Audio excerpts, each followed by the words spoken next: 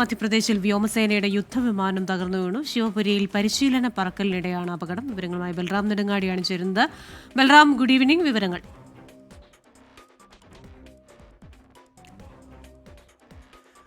Christina, good evening.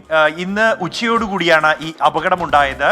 വ്യോമസേനയുടെ mirage 2000 യുദ്ധവിമാനമാണ് മധ്യപ്രദേശിലെ ഗ്വാളിയോറിന് സമീപമുള്ള ശിവപുരിയിൽ തകർന്നു വീണത്. പതിവ് പരിശീലന പറക്കലിനിടയിലാണ് ഈ വിമാനം തകർന്ന് വീണത്. എന്നാൽ അപകടത്തിന്റെ അല്ലെങ്കിൽ ഇത്തരത്തിൽ എന്ത് സാങ്കേതിക തകരാറാണ് ഇത്തരത്തിൽ വിമാനം തകർന്നു വീഴാൻ ഇടയാക്കിയത് എന്നതുമായി ബന്ധപ്പെട്ട് ഈ നിലവിൽ വ്യക്തതയില്ല.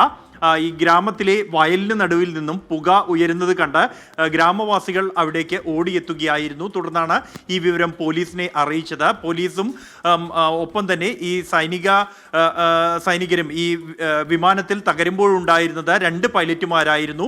2 പേരും സുരക്ഷിതരായി തന്നെ ഇജക്റ്റ് ചെയ്തു.